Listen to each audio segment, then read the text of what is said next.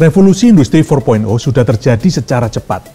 Jika diibaratkan manusia, Industri 4.0 lahir secara prematur, muncul lebih cepat dari prediksi yang telah diperhitungkan sebelumnya. Harus ada beberapa jalan pintas yang kita jalani dalam menyambut dan survive di dalam Industri 4.0. Caranya gimana? Inilah revolusi pendidikan 4.0. Metode pendidikan 4.0 menggunakan alat dan sumber daya berbasis teknologi untuk mengoptimalkan proses belajar dan mengajar.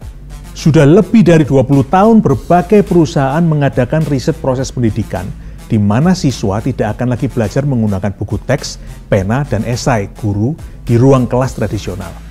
Kondisi ini sebenarnya sudah kita lakukan selama pandemik melanda, saat pendidikan dipaksa pindah di dalam ruang virtual.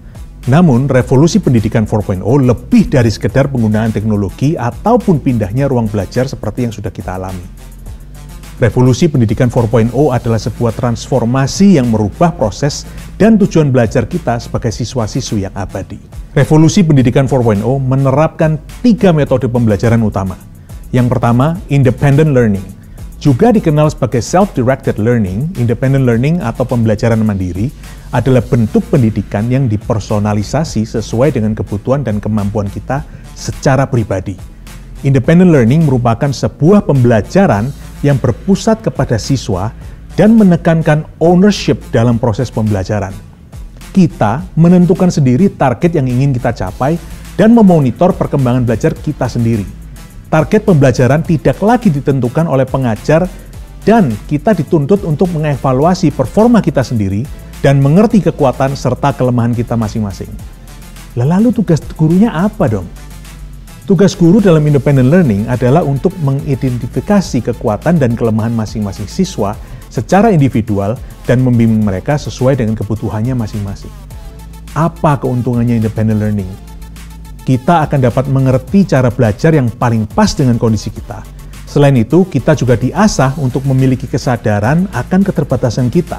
Kita dirangsang untuk memiliki intellectual curiosity, rasa ingin tahu yang tinggi. Sebuah kemampuan untuk melihat diskrepansi antara apa yang sudah kita ketahui dan apa yang perlu kita ketahui. Hal ini akan meningkatkan semangat belajar kita dan akhirnya kemampuan kita dalam berpikir kritis dalam pemecahan masalah yang kompleks. Tujuan akhir pendidikan ini adalah kualitas pemahaman dan penyerapan materi pendidikan tanpa mempedulikan jangka waktu proses yang dibutuhkan. Bukan kemampuan siswa untuk menyelesaikan sebuah tes standar yang belum tentu mencerminkan kualitas pemahaman dan penyerapan materi yang kita pelajari. Lalu bagaimana caranya kita menjalani proses ini dalam waktu yang sesingkat-singkatnya? Jawabannya, metode yang kedua, accelerated learning, yang syarat akan diskusi dan penerapan multisensori. Accelerated learning adalah proses pembelajaran terakselerasi alias dipercepat. Tujuannya, hasil maksimal, waktu minimal.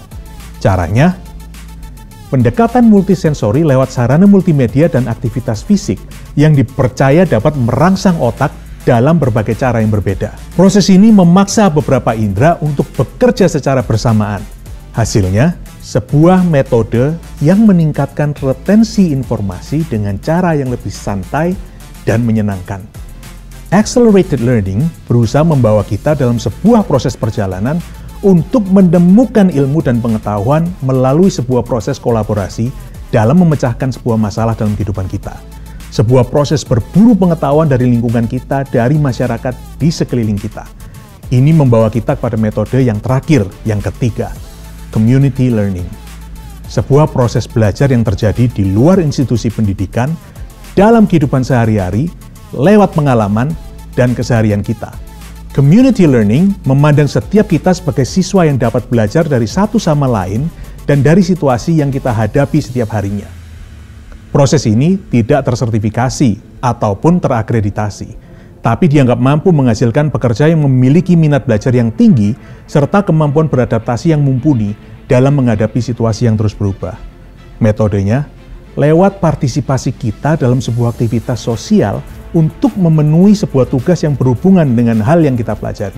Contohnya, seorang pengusaha UMKM akan diajak untuk belajar wirausaha melalui proses membangun bisnisnya secara real sambil dipandu oleh beberapa mentor dan fasilitator yang akan memberikan masukan dan arahan tentang apa yang harus pengusaha tersebut pelajari. Community learning memberikan kesempatan bagi generasi muda untuk lebih banyak belajar, mengalami lebih banyak pengalaman, dan berkarya melalui keikutsertaan serta kontribusi nyata mereka terhadap komunitas mereka dan kepada masyarakat. Di dalam community learning, kita akan banyak belajar dinamika hidup dalam masyarakat dan bagaimana kita memimpin kelompok dengan anggota yang beragam. Ini akan meningkatkan keterampilan lintas fungsional yang sangat penting dalam revolusi industri 4.0. Tidak ada seseorang pun yang sudah siap menghadapi perubahan yang sedang kita hadapi sekarang. Kemampuan adaptasi kita ditentukan oleh semangat belajar kita, konten pendidikan yang tepat dan sesuai dengan zaman, serta metode yang dapat mengoptimalkan penyerapan dan pemahaman serta aplikasi ilmu dan pengetahuan itu dalam kehidupan kita masing-masing. Tunggu apa lagi?